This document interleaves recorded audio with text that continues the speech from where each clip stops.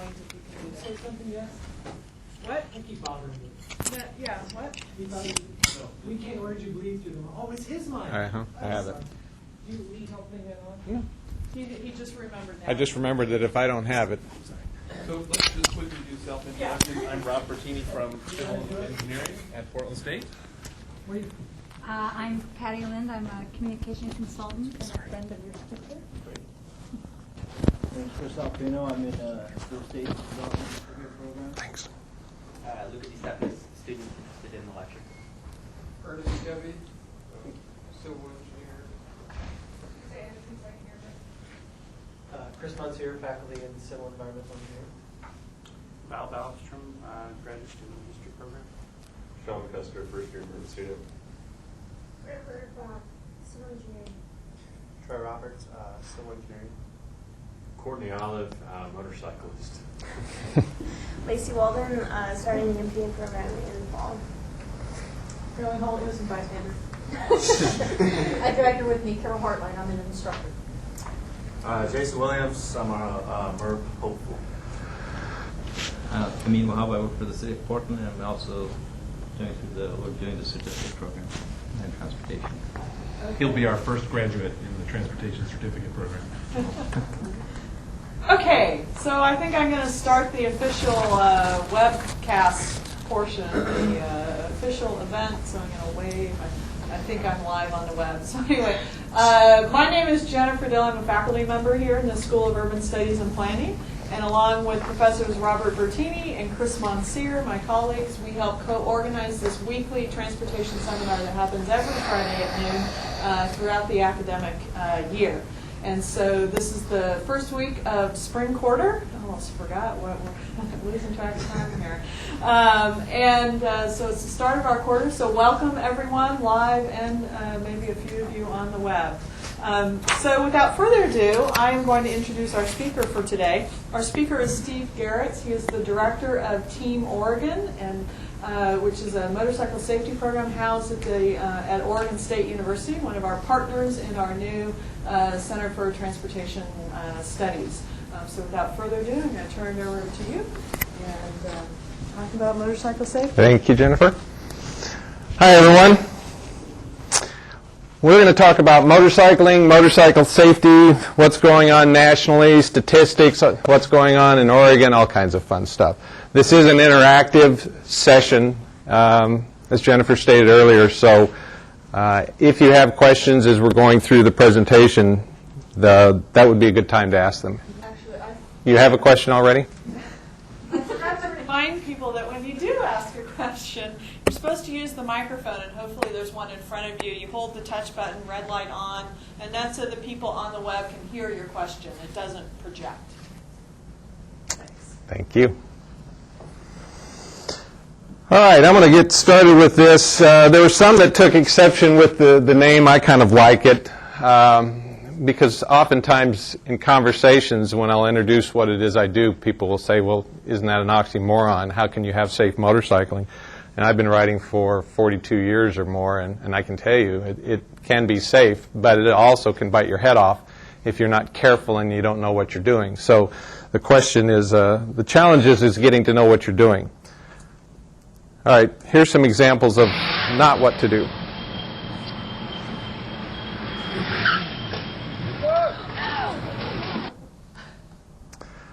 And one more, which is a good one, too.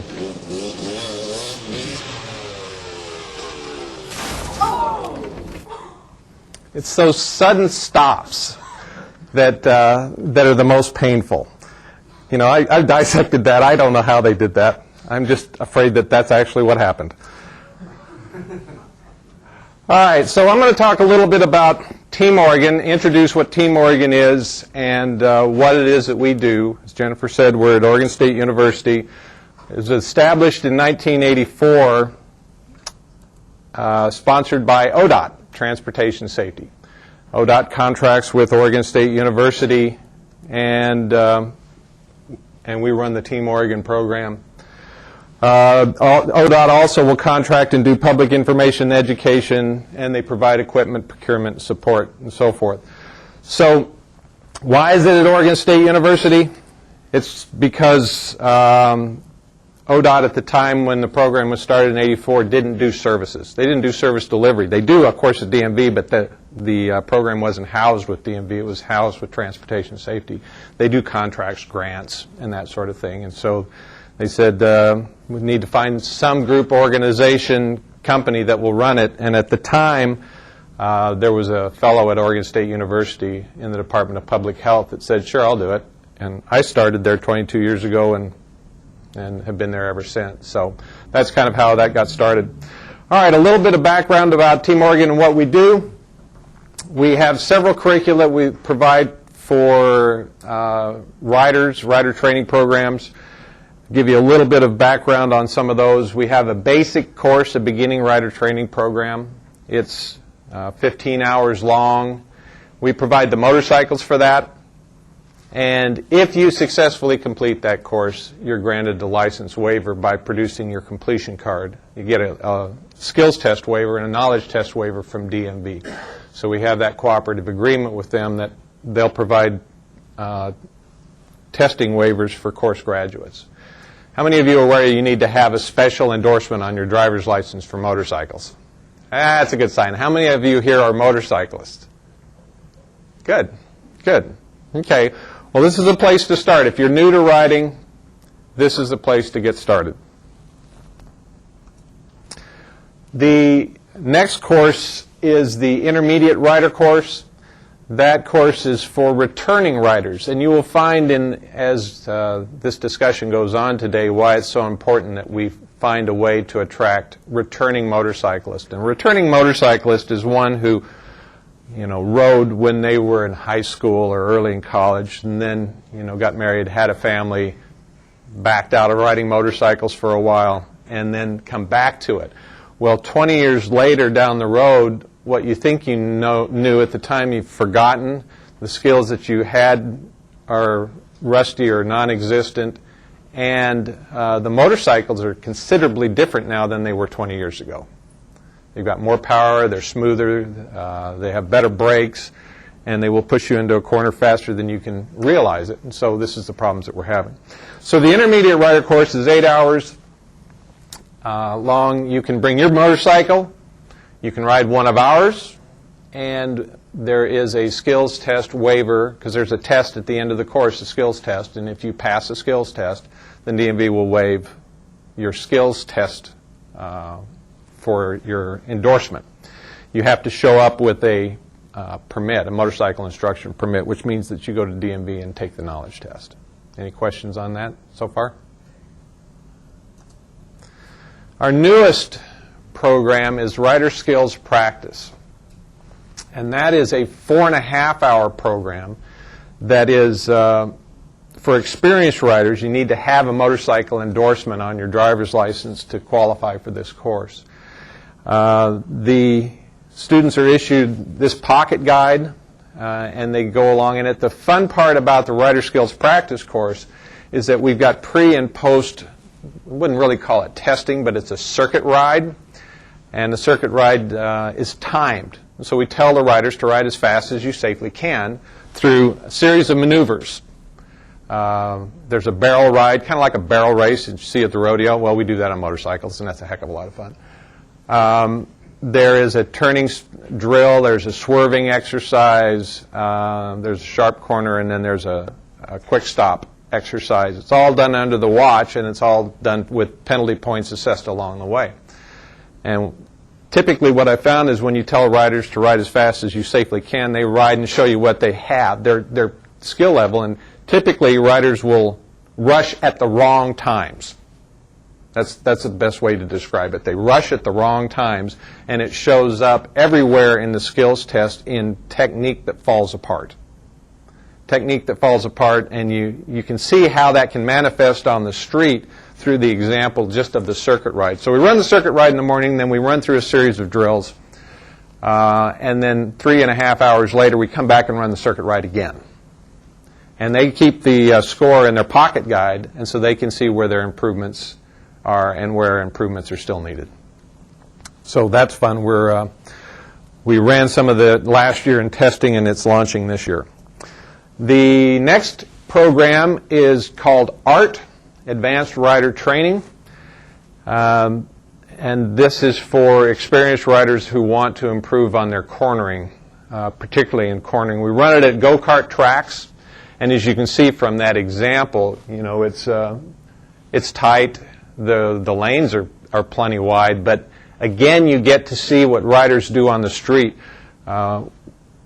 We started this program as a police training program, which you'll see in a minute, and could really see the benefit of having this kind of training for civilians. So we work on cornering emphasis and making smooth transitions, because again, riders go quick at the wrong times, and they make transitions in the middle of a corner which make that corner quite disruptive. If you're trying to smooth things out on a motorcycle, you want to do the transitions before the turn, after the turn, but minimize those transitions in the middle of a turn. And so this is what we see. We see in these courses what we're seeing on the street, and I will show you as we go. We also run police training programs. We have 2 that are listed here, and we've run basic police training as well. Typically, we don't do the basic course, but we have an advanced rider training and art course for police. The difference in that is the speeds. We take them out on the drag strip and run them up to about 70 miles an hour and stop as quickly as you can. And it's interesting to see how the motorcycle handles. They ride at these speeds all the time. And their training that is delivered is typically not up to those speeds in basics. So this is just a refresher training. In fact, we're going to be doing 2 advanced training programs this year, and if we can get on the track, we'll do a high speed. The high speed class is just as it's described. We take them out to PIR and apply those skills that they learned at the advanced course to a higher speed environment. It's good to know what your motorcycle will do, especially if you're riding it for a living, and you need to make sure that you know how it's going to behave at higher speeds. So those are our training programs. Those are all Team Oregon programs. These are programs that have been written by Team Oregon staff, and the Team Oregon staff do the training as well, every single one of them. Any questions on those so far? Anybody have a question? Want to try out your new button on your desk? Okay. Where we run training is all over the state. These stars represent all the places that we have training sites. We don't have art training sites or high-speed training sites at all those locations. And we don't run high-speed for civilian populations. But we do provide training at all of these locations. Now, what that represents on the map is 95% of Oregon's population. And our pledge to the community is to provide training within 60 days of when somebody requests it, within 50 miles of where they live. And if you take a look at that map represents 95% of Oregon's population in those areas. Certainly there are some areas out in the southeast that are pretty barren, but there's not a lot of population out there. Same in central, like in the Burns area.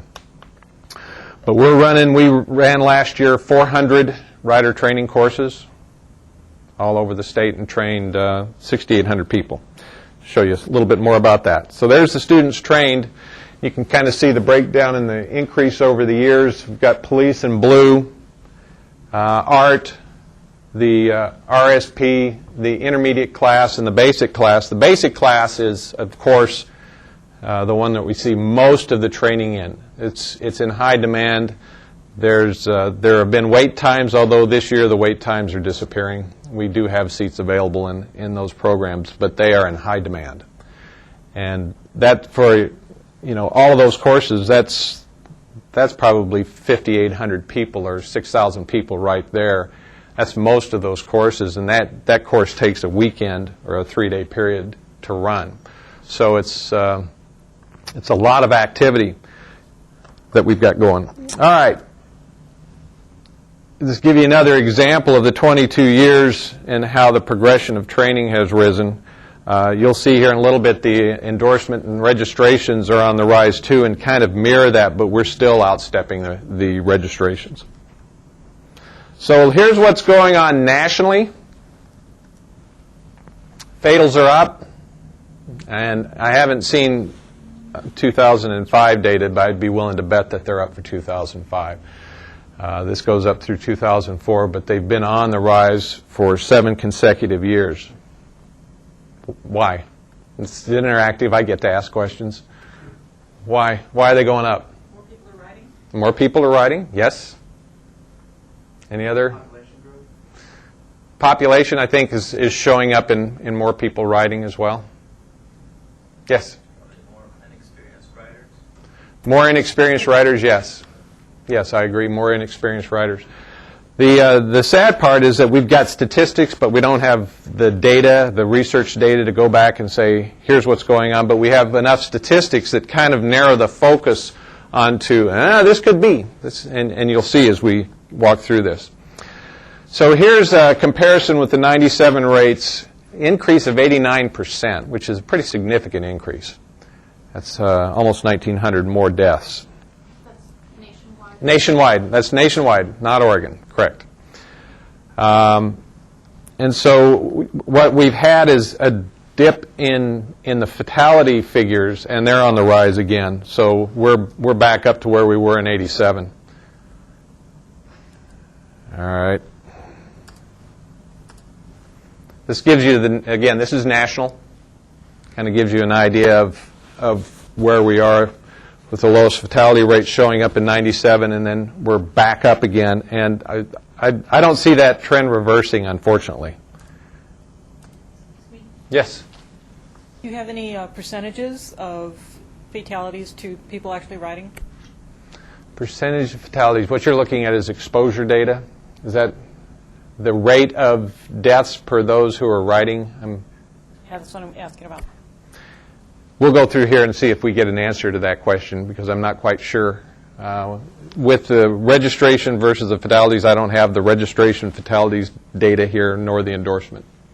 Just hoping that at least for the number of people writing, that the percentage of fatalities is going down. No, it's not. It's not. It's going up, and I'll point that out. Yes, sir. Why is there that dip for a few years there? Why is there? That's a good question. There was a dip for about 10 years with the numbers going down. And actually what we saw, and it started in the early 80s, was a decline in motorcycling. And that carried through to the 90s. And so the numbers were down, the registrations were down, the fatals were down, everything went down with that. But it was due to a decrease or a depressed motorcycle market at that particular time. And then it started coming back up again. So you can see that we're looking at 9.4%. Motorcycles represent 9.4% of all of the traffic crash fatals, and that's an increase, almost a doubling since '97.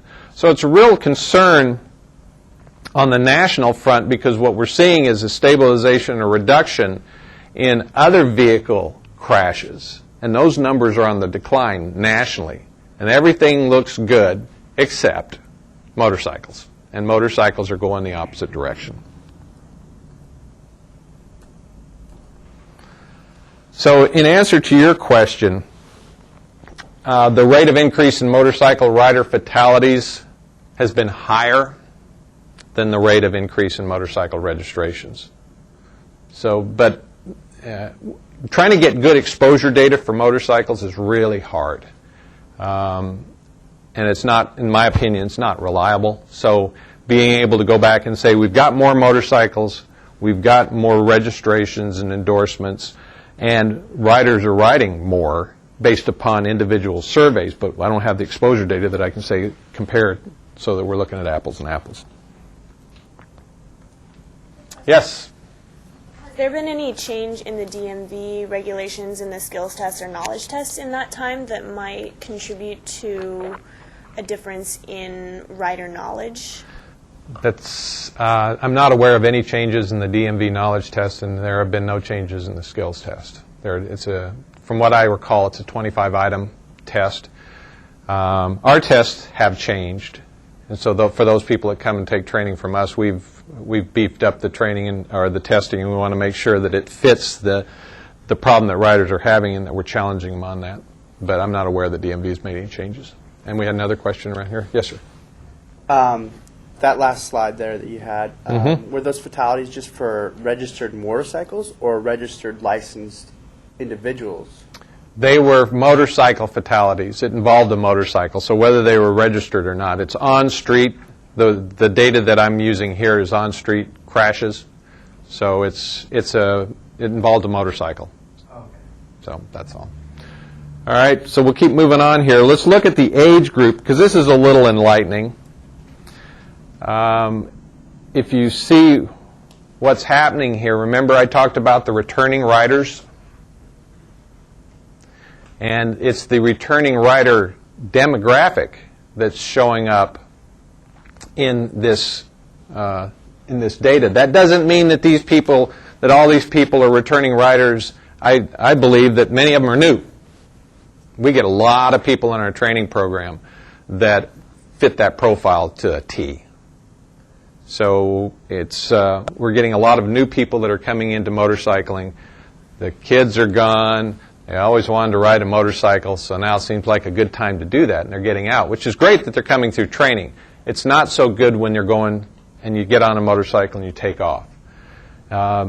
Major events like Daytona, the Daytona race this year, I think they had 13 fatals.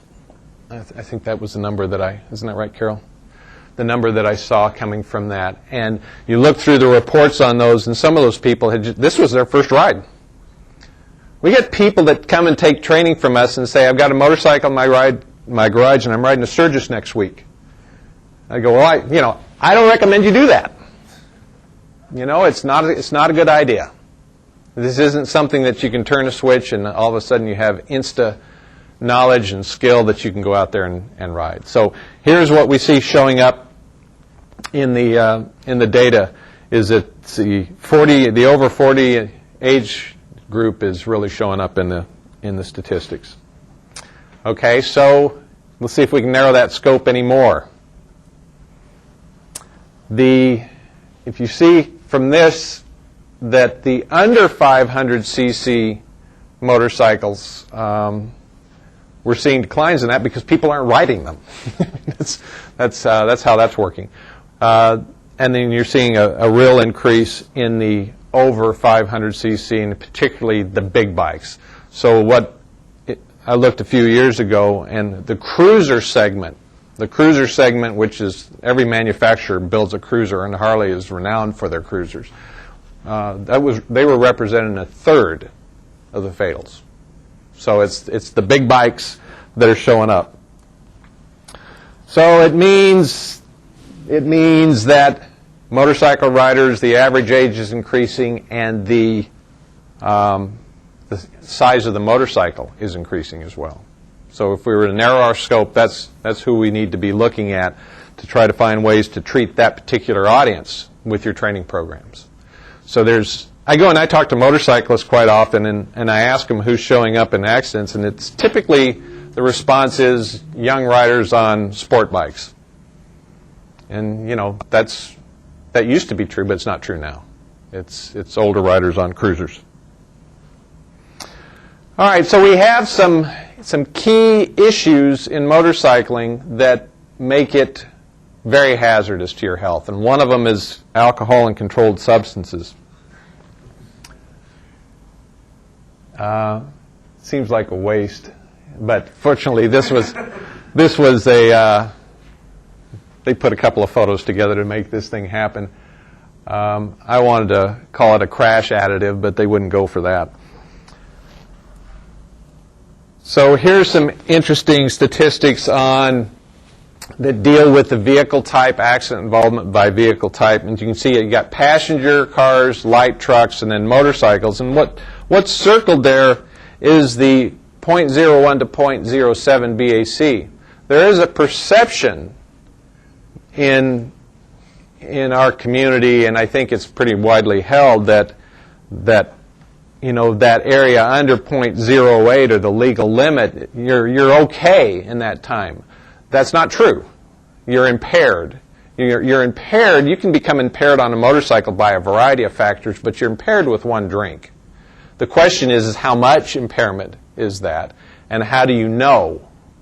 So the as you can see here, that's 7%, almost twice the amount in that particular segment of fatal crashes where the riders, this is rider impairment. This is how much the riders were impaired, that show up in that 0.01 to 0.07. We had two a few years ago in Oregon. One was a 0.01 and one was a 0.02. And I challenge people to say, tell me that alcohol didn't have anything to do with that. It's just a small amount, but you need to have all of your wits about you when you're riding a motorcycle, and anything that dulls that can put you in harm's way. Let's look at age group, and you can see the alcohol level age group from starting with that 30-year-old age group and going to 50 is overrepresented in fatal accidents. Typically what we find on a given year nationally, it's been hovering between 40 and 50% of the fatals, motorcycle fatals, that the motorcycle operator themselves were driving under the influence of alcohol or some intoxicant, which is a huge problem for us. Yes, sir? Now, is this nationally or is this statewide? This is nationally. I'll give you the states here in a second. Engine size pretty much mirrors what we said earlier, 1,000 cc's. You can see there that that's the largest group right there. You know, the older population riding bigger motorcycles, showing up in the fatals, alcohol involved. And so for the motorcycling community, sometimes there's the community activities that oftentimes include a bar. There are poker runs that run from bar to bar to bar to bar to bar. You start off on Sunday morning and you go to X bar, and then you ride another 50 miles and you stop at another bar and keep going. And so that's really a hard thing to break, but that's what we're working on, is trying to find a way to, let's find a different way for motorcycle groups, not necessarily a different place to meet, but let's be thinking about riding in groups and riding under the influence and the impairment that is suffered through alcohol. So why? Let's see what do we got there? Yeah, there's that age group. Here's a question for you. And the answer is, and Carol, you can't answer this. What muscle is first affected by alcohol?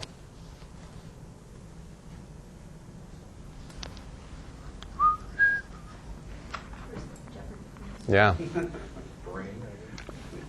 Yeah, the brain, but we're looking at, I want to be a little more definitive than that. Pardon me? Brain isn't a muscle. Yeah. Yes, sir. Your eyeballs? Your eyeballs. Good answer. Good answer. The eyes, the muscle that control your eyes, are the muscles that are first affected by alcohol. This came right out of a law enforcement book on detecting DUI. As it works its way through the body, it starts to paralyze, what they call paralyze the eyes muscles. They become more fixated. So how is it that they know? How do they test your eyes? Yes, they do, don't they? I'm sure you've seen that on TV. They stick a pen or something in front and they tell you to follow. Why? What are they looking for? Eye movement. What are they looking for that's going to be irregular in eye movement? Jerkiness. Yes, jerkiness. What happens is they're looking for smooth pursuit, and so they'll move it from side to side, and somebody who's been drinking, their eyes go ch ch ch ch. It's been described to me as a windshield wiper that running across a dry windshield. It just skips across. And they'll move the pen smoothly and the eyes dart across. There's another test that they'll do to determine if you have alcohol in your system and how much, and that's called maximum deviation, which is they'll say, watch it, and they take it out here to the side about 45 degrees. And the eyes will reach out there, and then they release and come back, and they bounce. What ends up happening is the eyes bounce against that limit.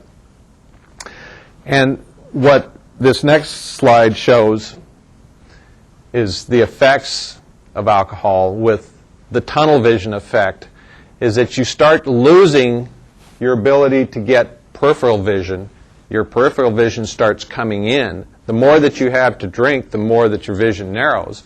And what the law enforcement officers have told me is that they can pretty much predict what your BAC is by that maximum deviation test. They'll take it out there and they go, you're a .08. Hey, how about that? So the first thing affected through alcohol or by alcohol are your eyes. Are your eyes important to riding motorcycles? Yeah. Anybody who's ridden a motorcycle, you have to drive, you have to be a defensive rider. You have to be able to see hazards and find them before they find you. And so the losing your eyes in that battle is not a good thing. The other thing that they measure, which is, as this describes, a person is unable to divide their attention to more than one thing at a time. How do they measure that? In field sobriety tests, how do they know?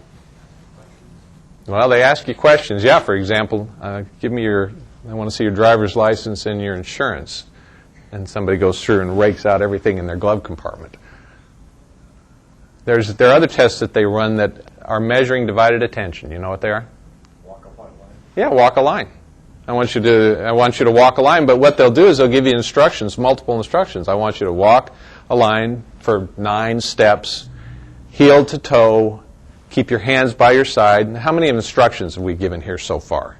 And they can do 1 or 2 things, but they got their arms out here and they say, no, hands to the side, and all of a sudden they can't divide attention and do more than one thing at a time.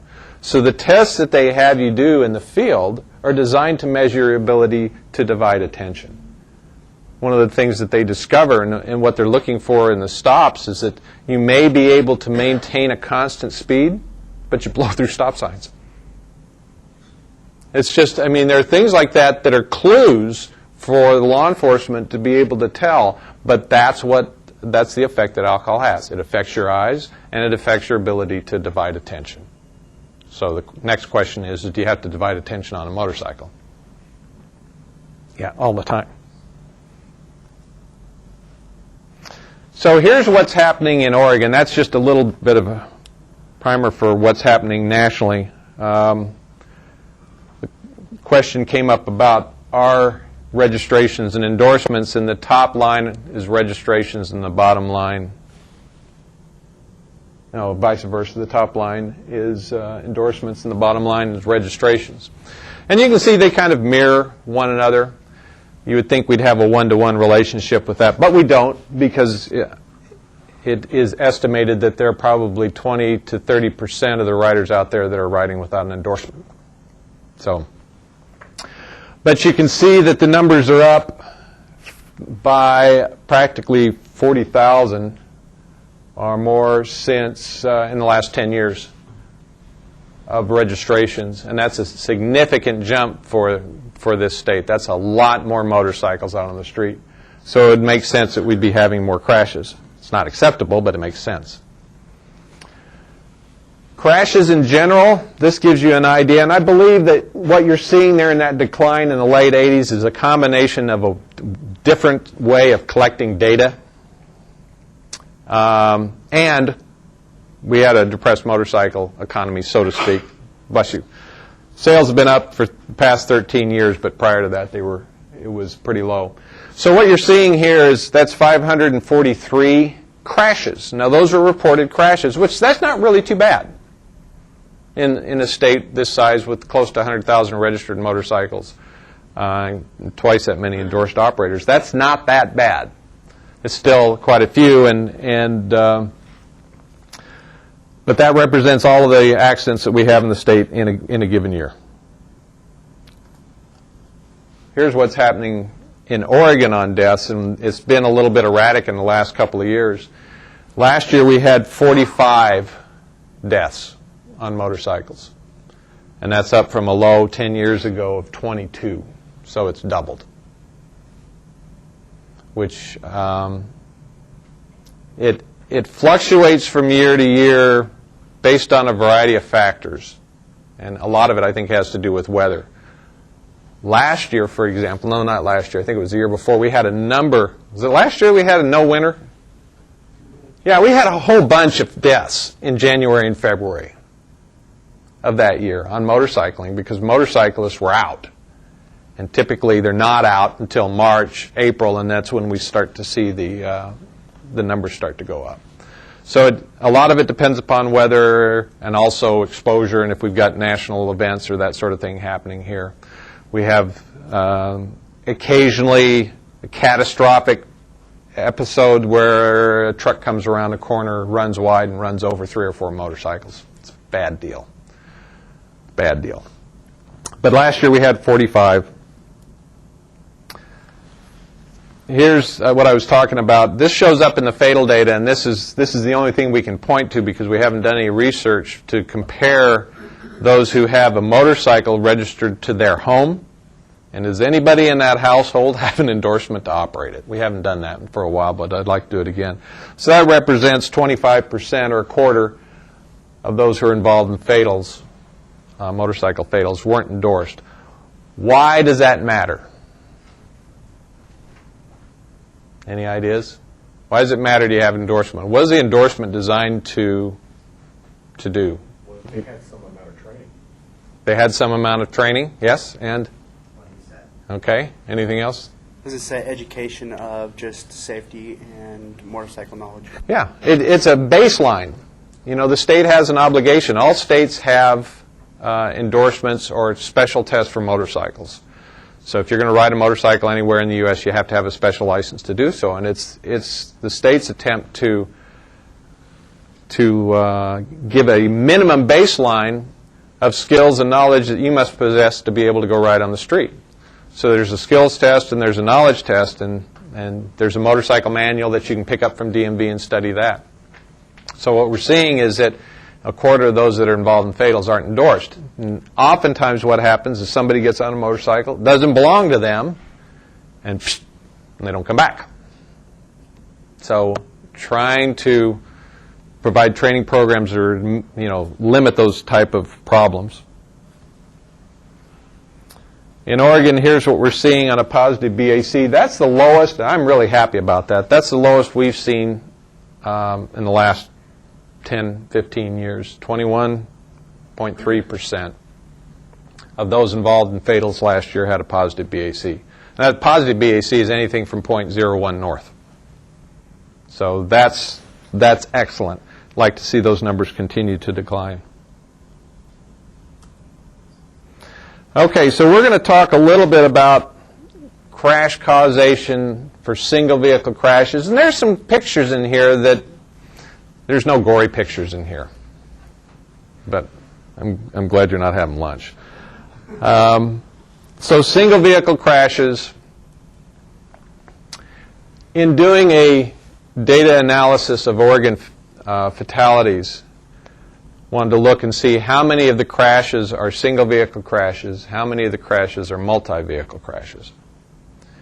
And as you can see from this finding, 61% in 2003, the year that I did this, were single vehicle crashes, result of single vehicle crashes. Tell me what the reason, the cause is of a single vehicle crash. I know. Yes, sir. Elevated BAC is one. Yes? Speed is also one. But who's at fault? Clearly, operator error. Clearly, there's no doubt. You have a single vehicle crash, you've got an operator error. Then we had almost 40% multi-vehicle crashes. And I'll kind of take those apart in a little bit.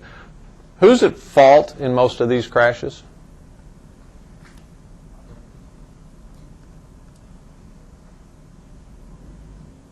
Okay. I'm working here. 88% motorcyclist at fault. I always thought that in multi-vehicle crashes that the car driver was at fault. I always believed that until I started pulling this apart and looking at the descriptions and the crashes, and what I'm finding is that that the multi-vehicle crashes, in many cases, would have been a single-vehicle crash had there not been a car traveling in the other lane. They're head-ons where motorcyclists run wide in a curve and hit a truck or a bus or something head-on. There are rear-enders where a motorcycle runs into the back end of a vehicle. There were several of those in that year. So 12% of the crashes in the year 2003 were the result of a car turning left or another vehicle turning left in front of the motorcycle. So it's a real small segment. And it is a concern that the motorcycle community has about other cars violating their right-of-way. It is a concern, and it is a valid concern. But car drivers violate car drivers right-of-way a lot more than they violate motorcyclists right-of-way. Yes, sir. Just a question on the right-of-way issue and the single vehicle accidents. Is it definitive to say that they are operator error? Because in an instance where someone violates a motorcyclist right-of-way, who's to say that the motorcyclist doesn't, in an attempt to avoid that, go off and have a single vehicle accident, hit a guardrail or whatever? Okay. Very good question, and actually I studied them because we don't have that many examples in that year. I think we had like 35 examples, and so I got the reports for all 35. In those cases, there were 2 cases in that year that a motorcyclist reacted to a car violating their right-of-way, and it was an improper reaction, but I'm certainly not going to judge, because when you have something like that happen, you have X amount of time to react, and you better hope it's right. In one case, I actually went out to the scene. The motorcyclist was coming along. A car pulled out in front of him. The rider locked the rear brake, and I talked to the car driver, and the car driver said, I passed him going the other way. I passed him. He was upright. And I looked in my mirror, and he went and landed on his head, and it killed him. That's represented in the 12% motorist at fault, that crash, and the other one too. So I looked at that and said, when there were those times, that was the motorist at fault. So when you take a look through the data, what you find is run wide in curves, racing. We had 2 that year where riders were goofing around on the motorcycle, pulling wheelies, and crashed and killed themselves. I mean, they're senseless. They're totally senseless. Riders that are passing on the inside, going around a curve, or passing on the outside, going around a curve, and they have no place to go, and they go off the road. So I have some examples of that I can show you here. But that's what we're seeing when you take a look. Riders have a terrible time in corners, and the braking could be better. I think a lot of it stems back to perception, and I do want to talk about that before we get out of here today. Here's an example. There goes one, and there goes the other. So why'd that happen? Ran too wide. So there's a discipline that motorcyclists need to have to avoid those kinds of crashes. A cornering discipline, and Carol knows what it is. Anybody's been through the training, we pound on it, is that you go where you look. And so I've investigated crashes where there's nothing around the crash scene except for a mailbox on a 4x4 post that's snapped off at the ground. Nothing around it. Why? You could have gone over here, you could have gone over here. Why'd you take out the post? Because that's where you were looking. And so there's a phenomenon that is called target fixation that motorcyclists have. And if you allow your gaze to rest too long on the side of the road, you better be careful, because you'll find yourself heading in that direction. So part of what we need to do in the motorcycling population is develop a discipline of figuring out where it is that you want to go before you go there. Know where you're going so you don't override your sight distance. Here's this was Washington County, and if you can see that, can you see that? 132 miles an hour on a sport bike. And one got picked up on I-5 just the other day. I saw it on the news at about 130.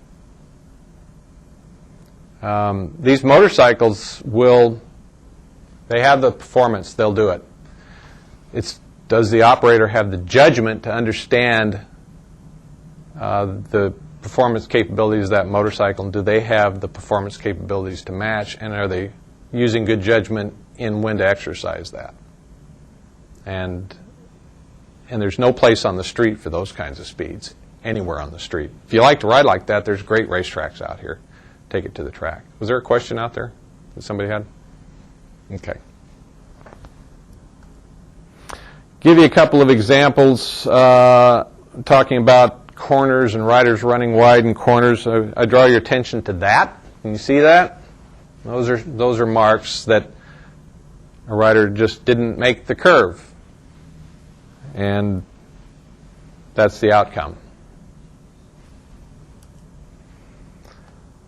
So that's single vehicle crashes, and we can come back on that in a bit. Multi-vehicle crashes where the car violates the motorcyclist right away. It's typical situation like this where they turn left in front of you. That's a very common scenario.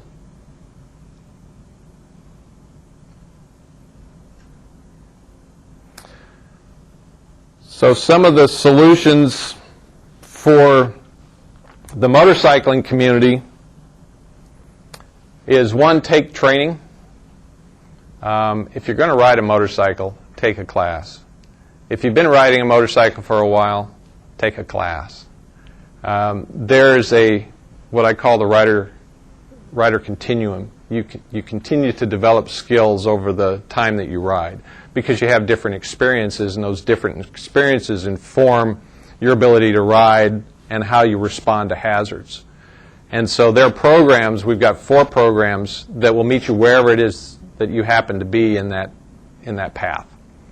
But what the problem riders have is they get a little bit of confidence, and a little bit of confidence goes a long way on a motorcycle. It's a good thing. But unless you know what you're doing and the problems that you can have with that, it can push you into trouble faster than you can believe. So take training. Ride within your limits, your personal abilities, and what your vehicle will do. Here's one of my favorites. Develop an aggressive scanning habit. Why is that?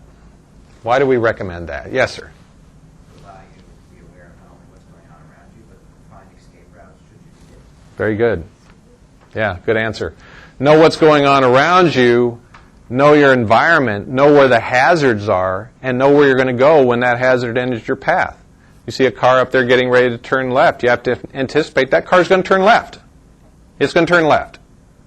And then, so if you're prepared for that vehicle to turn left, is your action different than if you're not prepared for it to turn left? Yeah. So what we need to do is develop aggressive scanning habits and perception, sharpen your perception pencils a little bit so that you can start looking for hazards that can crop up and be ready to deal with them. Always leave yourself an out. What's an out? What do we mean by always leave yourself an out? Yes? A way to avoid an accident if something happens. A way to escape. The motorcycles are small, and they've got a really narrow profile. And that's a disadvantage and it's an advantage. It's a disadvantage because it's harder to see. It's an advantage because you got more places that you can escape to. So on a motorcycle, you can dart if you need to. We don't recommend it, but you should always leave an out. And one of the things that anybody who's been riding a motorcycle for a while will agree that you need to leave yourself an out. And then, so the next question is do you do it at all times, even in corners? And riders go, well, I don't necessarily do it in corners. Well, you need to.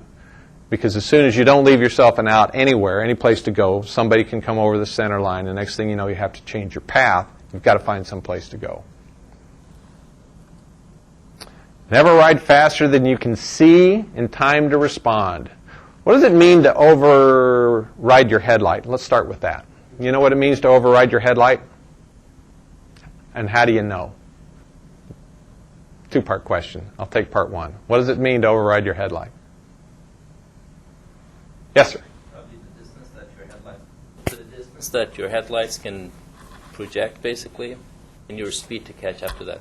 Right, you're riding faster than your headlight illuminates in the distance. So an example of that is I can give you a pen light on a dark, narrow, heavily rooted trail. And I'll give you a pen light, and you can walk with that pen light, and then I tell you to run. That's overriding your headlight. Now, in this example, we're talking about overriding your sight distance, which is the same principle. And riders go into corners thinking that the corner does something but not knowing for sure. And investigated crashes where a rider enters a turn that's marked 30 miles an hour at 80.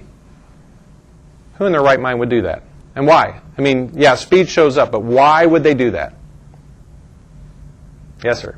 So they think that the motorcycle can handle that curve? They think the motorcycle can handle the curve, and more importantly, what they can see says I can ride at 80. What they can't see says you can only ride at 35. So it's overriding sight distance. Yeah, sometimes the motorcycles do it, but sometimes they tighten up so tight that the motorcycles won't do it. So developing a habit, we call it ready, aim, fire. Get ready for the turn, turn your head and aim, and then fire, which is gentle roll on. Most riders do ready, fire, aim. Yes, sir. Question, the third bullet, develop an aggressive scanning habit. Right. Can that result in aggressive behavior on the part of the motorcyclist? I don't equate the two as the same. You need to be assertive on a motorcycle, but an aggressive scanning habit is constantly, it's a hunt. You're on a big hunt for information. And if you have a passive scanning habit, you'll miss things. So a lot of it is just knowing where you are, your position, and what's all around you. And you have to really hunt to get that information. Yes, sir. I think what you're more generally trying to say is have a defensive manner. That's what a lot of people think when it's driving in general. Yeah, it's a defensive driving. We've had people that come and take the training from us and say, I enjoyed the training. I don't ride motorcycles. I chose not to ride motorcycles, but I'm a lot better car driver. Why is that? Why is that? Those skills aren't the same. Yes, sir. Well, because they understand what a motorcycle can or cannot do, and they have a better feeling for where the motorcyclist is coming from. Right. So And they react in a more appropriate and they have a better scanning, a better defensive driving strategy, too. That's one of the things that we try to impart. Turn your head and look through turns and separate drinking and driving. So those are some basic premises for motorcyclists to follow. For car drivers, see if I can, how many times I have to hit this to get it to appear.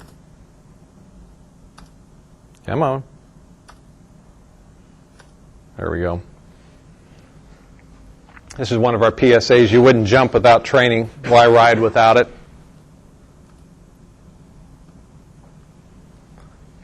Another one of our PSAs. And I want to close with this.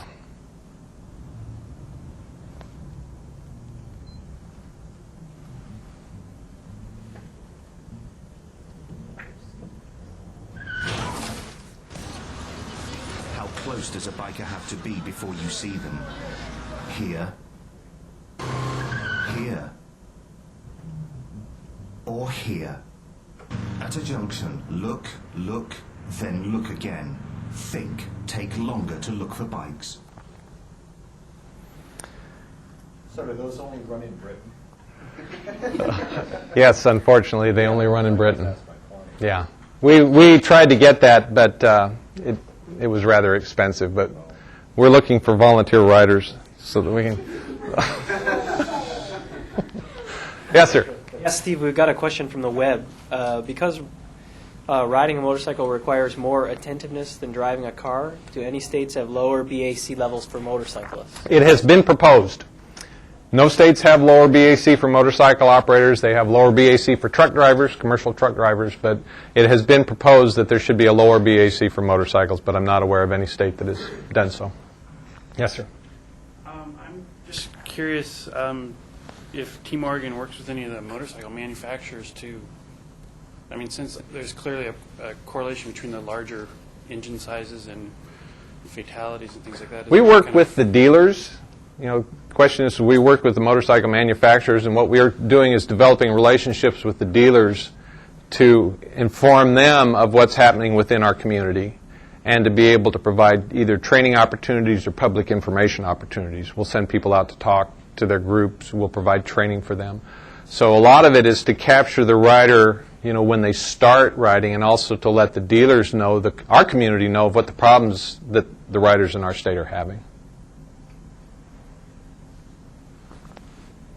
Yes, go ahead.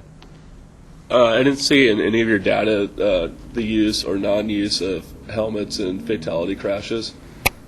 Oregon is a helmet law state. There are 25 states with helmet laws of some sort or another.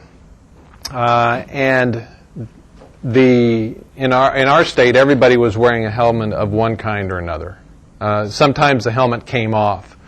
And so we have generally about 97% or more greater compliance with the helmet in our state. Nationally, it's strongly held that the use of a helmet in a state, if you had, for example, a helmet law, you'd have a general reduction in helmet or in deaths by about a third. But it gets into the individual rights of people, the government's right to be able to tell you to wear a helmet or tell you to wear a seatbelt.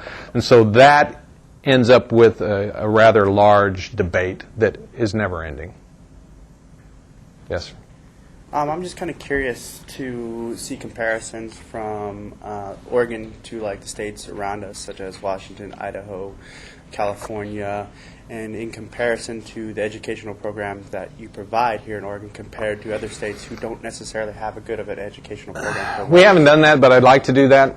I would really like to do that, to be able to compare states across, and so you have some constant variables that you can use: registrations, you can use training numbers, and be able to track that. A few years ago, we did a study for a national group just to try to figure out if their rider training infrastructure was going to be able to sustain the demand.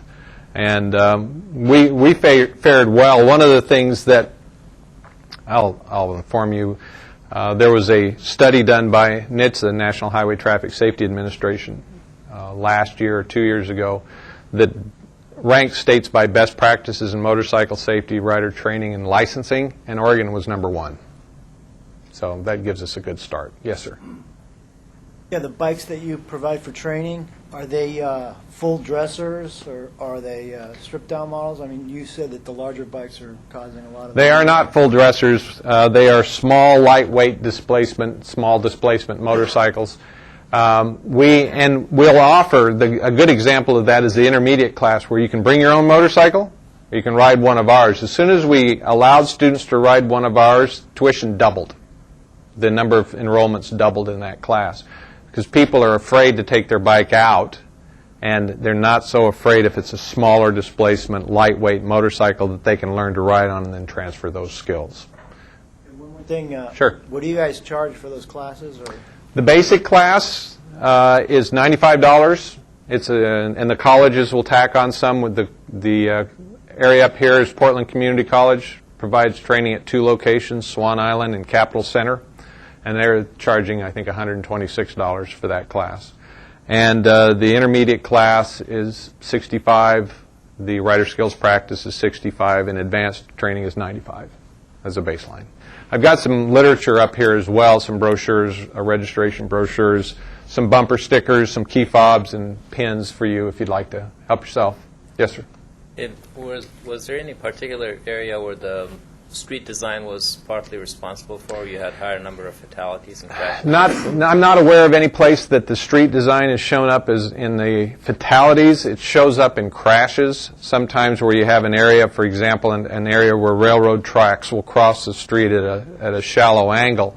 And depending upon the treatment of those tracks, whether you use steel plate or rubberized railroad crossings, this is an example. You could have, in a wet condition, bikes going down there, but it's rarely... it's a rare occasion where you have a problem with the roadway that contributes to the crash. It's typically not that. It's typically something else. Yes, sir. I'm just curious to the fatalities that you were showing nationally and just in the state of Oregon mainly, but comparisons to on-road and off-road recreational motorcycles. I don't have the recreational off-road numbers. The only numbers that we have that come through the FARS, Fatal Accident Reporting System, are on-road.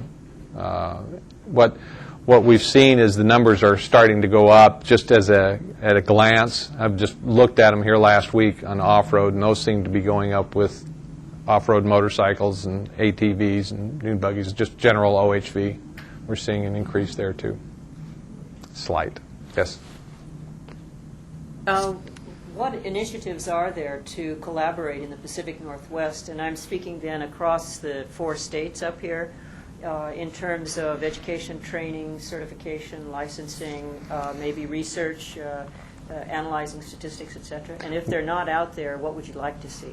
I would like to see a strong collaborative effort, especially in the Northwest. We're fortunate to have good working relationships with our partners in Washington and in Idaho. In fact, I was in Washington earlier this week testifying to a task force that they had. So we're starting to develop those resources, those relationships, and also take a look at what resources exist. For example, that British PSA, we're working with our neighboring states to see if we can do a cost share to bring something like that in. So we're trying to get, at least up here in the Northwest, get all of our state partners working together. You say that you're sponsored by ODOT, but could you explain, or I don't know if you know, but a little bit more about your funding? Sure. I know where that comes from.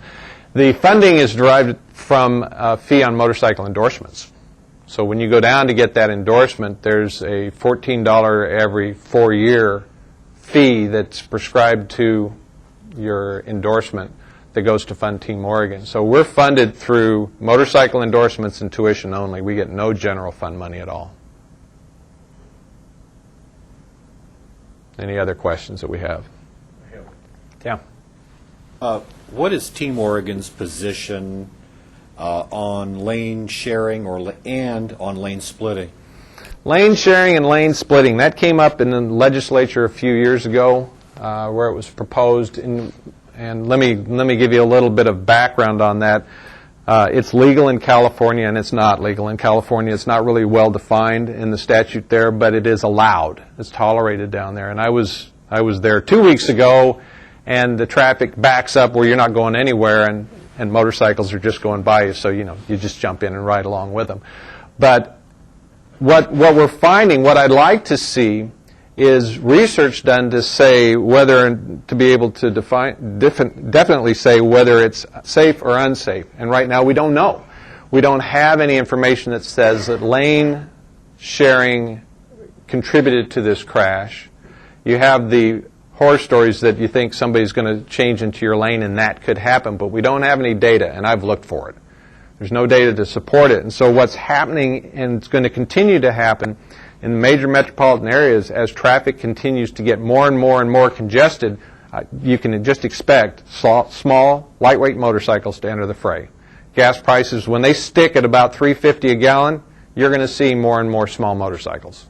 That's the way it is in Europe. Lots of little bikes, and they all just kind of flood to the front of the line at the light and take off. It's the way it is in Asia and some of those areas. So is it unsafe? I don't know. Is it the way we're going to be in the future? I would not be surprised.